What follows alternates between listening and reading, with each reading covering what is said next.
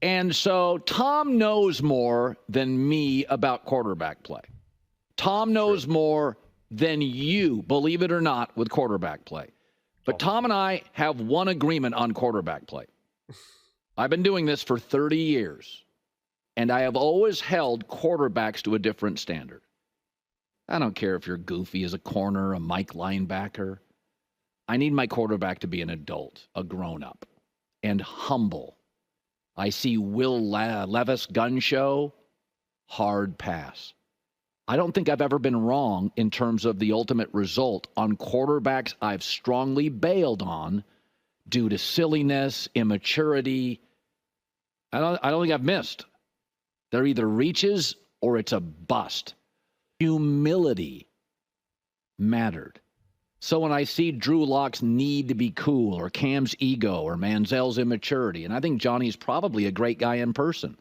Baker trying too hard at the podium, being combative.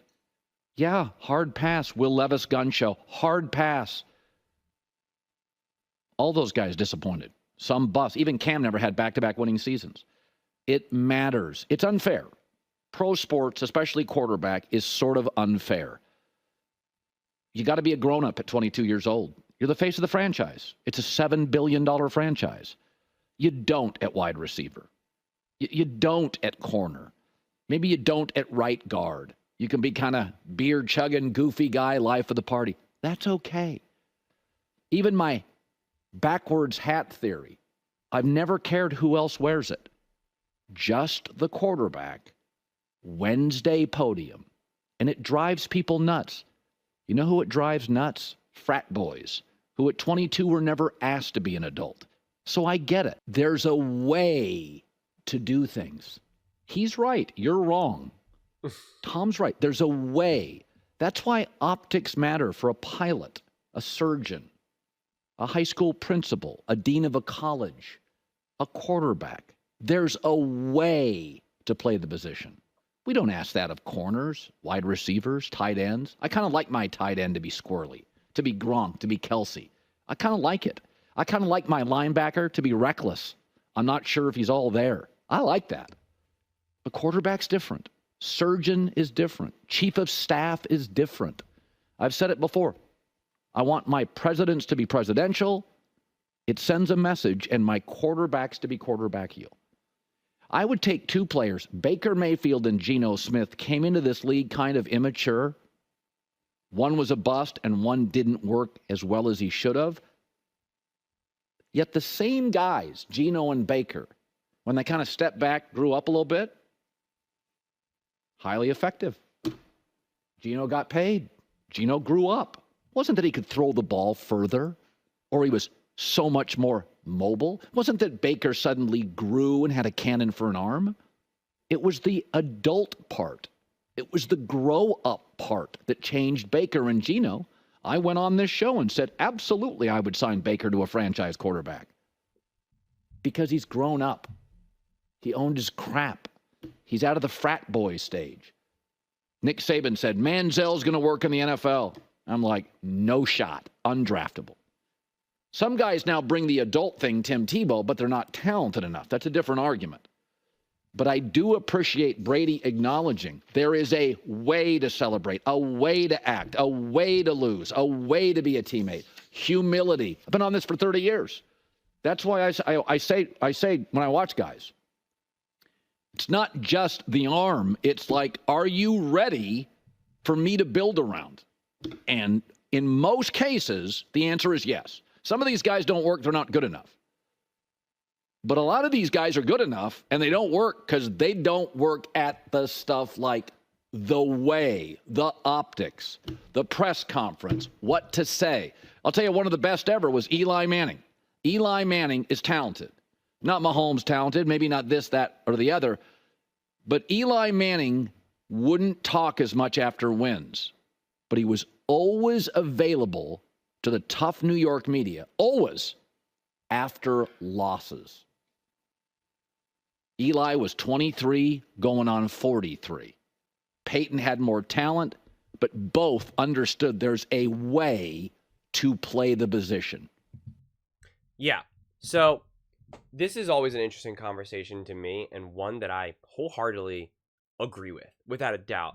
I've been talking about this a lot in terms of the importance of the maturity and humility. I emphasize big time of the quarterback of how important it is to be humble and be willing to learn and grow with the coaches, the organization, the culture, whatever it may be. And it's one of the biggest things that I said that Patrick Mahomes had going for him, and how he was able to be humble enough to learn from Andy Reid and not come in there being like, I know what I'm doing, I got this. And that really, really matters. And that was one of the things that I said I question about Caleb Williams. I think Caleb Williams will be a great quarterback, but it is really the only question mark that I have around Caleb Williams. His emotional maturity and his ability to be humble enough to learn from the coaches that he's given. Now, granted, it's a lot easier to be humble to an Andy Reid than whatever's going on in Chicago at the time, but it's still different. And it's why I wasn't super high on a Justin Fields, Baker Mayfield as he threw out. And again, it really does matter. And it's why the quarterbacks that have a great head on their shoulder, whether it be a Jared Goff or heck, even a Dak Prescott, who I've been critical a lot, they still are humble, they're mature, they're emotionally regulated, they can lead, they let other people breathe, and they're willing to learn and grow. I mean, Dak Prescott made a comment last season that I thought was amazing, honestly. He was just like, man, I didn't know football could be this easy, complimenting Mike McCarthy of how he was making it, easy for me. He goes, I don't know how other quarterbacks do this without it. And I thought that was an unbelievable statement. It was such a throwaway statement that a lot of people may have not picked up. But Dak Prescott has now been playing football for years. He could have the mentality of, I know what I'm doing. I got this. But he doesn't. And it's something that I think Dak has going for him, big time.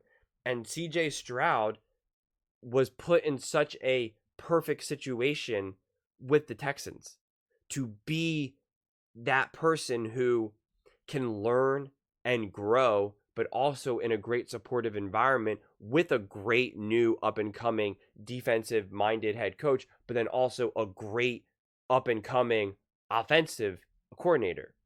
And I think that to me was the perfect blend. And also, they gave him good enough weapons to be able to actually execute properly. And I think that's where CJ Stroud has been able to really develop and succeed. And I think what the Texans are doing now, which is great, which is now what the Eagles have done for Jalen Hurts, they got even better. They got him even more weapons. They fortify their team to now make CJ Stroud's job even easier. They say, okay, you're a great quarterback. And you know what? When we have a great quarterback, we know that what leads to success is actually making it easier for you, not harder. Not saying, well, you're so great, we don't have to worry about you. You're so great, we don't need to worry about. No, it's actually, let's make your life easier so your greatness can really get rooted into the franchise. So we don't really need to worry about you at all, and we can worry about the smaller things, the little things, whether it be special teams, defense, whatever it may be. And that really, really matters. That is how you win football games. Without a doubt. That is how you win championships. That is how you consistently get to AFC championships, NFC championship games. Look at the 49ers.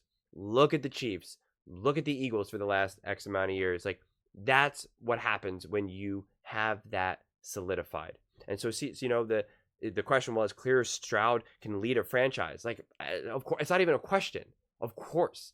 I think the only drawback, and I don't personally see it as a drawback, but a lot of fans do, a lot of rowdy, intense, emotional fans do, that, and I saw this with the Jalen Hurts, because they have similar personalities to a degree. They're both a little bit more quiet. They're not super emotional, screaming, carrying on, and all that type of stuff, which I personally love. But the thing about, I could see some fans getting annoyed is, and again, you see this with Jalen, is that you're losing, maybe you're down by 14, or just the game's over and you just have no chance at winning and things are going bad, you throw an interception, and you'll see like Jalen just kind of like walking down the sideline, sitting down, and like it looks like he's not engaged in the game, even though I know he is. And people get mad. They want to see more of like an emotional reaction. They want to see hands in the face, or him kind of like trying to like rally the troops and yell and all of that. And it's just like, that's not always necessary. and that's not even preferred. When you are the same person, whether you're up by 40 or down by 40, that is an example of strength. That is a representation of someone who has mastered their mind. And that is wildly important for really any position, but especially just in life in general, but especially at the quarterback position.